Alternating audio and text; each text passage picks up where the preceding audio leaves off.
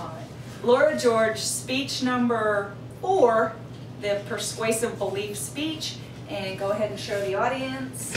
There's 4 here and 1 man running the camera who will stop it and come up and listen. Okay, you ready, Jane? All right. Good evening. Thank you for coming out tonight. So, any of you who know me know that I am a horse girl.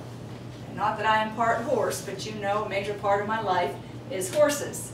No questions, Ernest.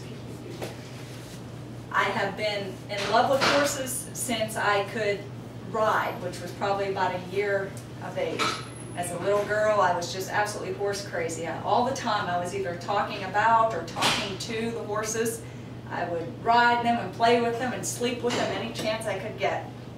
And my big dream in life was to grow up and own a ranch and be a famous horse trainer. So, a few things have changed in my life. I still wish that I could grow up and be a famous horse trainer, but I have achieved some of my goals. I bought my first horse as a grown-up in 1994, and in 2003 bought a little ranch and have been raising horses there ever since. So I'm here to talk to you about an issue that I have heard a lot about over my years in the horse industry. And it's really come to the forefront lately. And this issue is about horse slaughter. Now, horses serve many purposes in the U.S. and in different countries. In the U.S., there are basically 2 things that we use horses for. They serve a specific purpose for a job for ranchers, cattlemen, even policemen, border patrol, and even some institutions use them as therapy horses, so they'll have a specific job or a duty. And they're also used for recreation and pleasure, which is many millions of things that they are used for in that area. But in other countries, particularly underdeveloped countries or very isolated regions, they have different purposes, and they're actually used for transportation, for working. In Egypt, and actually even in small areas in Germany, which is not an underdeveloped country, I saw horses still being used to plow the fields. And many countries also use them for food. And that's a social taboo in our country now, but it wasn't always that way. There was a time when some people did use horse meat for food, and I've heard tell that it's very high in nutritional value.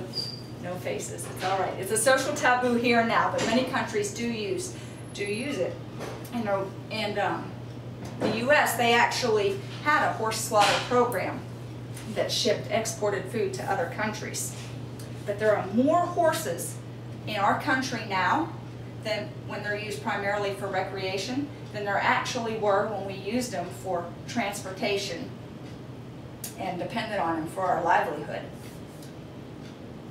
That creates a problem. Number one, we've had a severe economic depression recently, and in the southwest of the United States, there's been a drought conditions for several years and severe drought for the last year and a half. So this means a whole lot of people can't afford to take care of their horses anymore. There's no hay, or it's far too expensive to take care of it. According to the American Veterinary Medical Association, it costs about $1,800 a year to care for a horse, and that does not include the farrier and vet costs, which can add up to $1,200 a year on a good year if your horse doesn't get sick or need anything special. So we're looking at about $3,000 a year per horse to take care of a horse, and if you lost your job, that's pretty expensive. You really can't take care of that.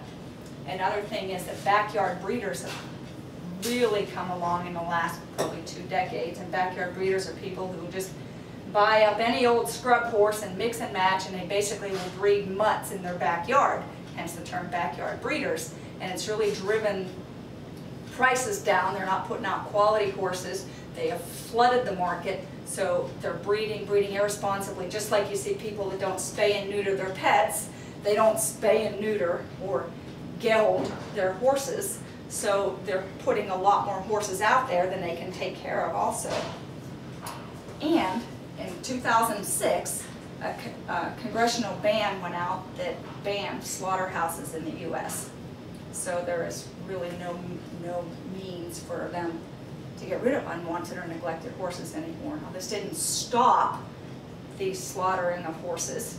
It just stopped it in the US. So what this means now is that they are still transporting horses for slaughter, but they're taking them to Mexico and to Canada, which creates other problems in itself. You have the horse transport issues that people are really concerned about. Horses are being transported hundreds and hundreds of miles in overcrowded conditions that are not regulated, so they're stacking them in these double-decker trailers so close they can't move, and they'll go 24, 48 hours without food or water. And there is clearly no U.S. oversight of the slaughter plants in other countries. There shouldn't be. However, we are a socially responsible nation, and we hate to think of suffering anywhere, so we're transporting horses from our nation to somewhere else where they don't have the same ethical beliefs that we do. In 2010, according to a USDA report in the Federal Register, there were over 150,000 horses shipped out of the United States to other countries for slaughter. Now, the USDA, the Department of Animal and Plant Health Inspection Services, created a report that they gave to Congress. And in that report, they separated some fact from fiction and came up with some suggestions for this. Number one of the reasons that there was a congressional ban on horse slaughter is that many organizations like PETA, the Humane Society, horse owners, veterinarians were all under the assumption that these were horribly inhumane places. There were pictures circulating around and horror stories about horses, being injured and mistreated and abused. However, this USDA branch found that 73% of the problems occurred actually before the horses were shipped to the plant. So that means that it happened at the hands of the owners, or not at the hands of the owners, just through neglect and abuse. Another fact is that a lot of the pictures that were sent around saying that they were taken over many years at the plants in the U.S., that was also found out to be a falsehood. That the pictures that were actually being circulated on the petition to ban the horse slaughter were actually taken by this USDA division at one plant over an investigation period of about 6 months, where they were actually investigating the plant, and this plant was subsequently fined and shut down based on the pictures and the stuff that they found. So they recommended that, of course, we reinstate the horse slaughter program. And the Government and Accountability Office also did a report, which they presented to President Obama, that said that reinstating the horse slaughter industry in the United States can put a $65 million boost to the economy. They said since the ban, incidents of abuse and neglect increased by 60%. So by lifting the ban and reintroducing the horse slaughter, that they can help lower the abuse and neglect, because it gives horse owners that can no longer take care of their horses, or if they're too old or injured, have no function anymore, they can actually make a little bit of money by selling it to the horse industry, and we can reintroduce $65 million to our economy, which would be another big boost in there.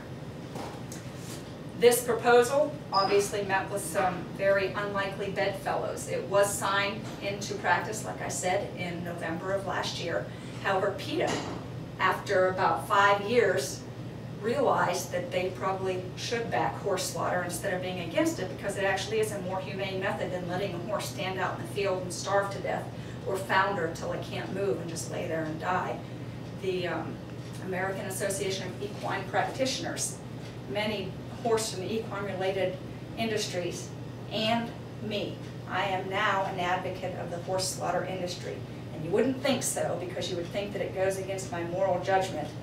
But in my years in the horse industry and looking at horse slaughter, I have realized that there are far worse things than not having enough horses to go around, and that is seeing a horse actually starving to death or abused with open sores on its body with nothing to do, because the owner can't take care of it and has no resources.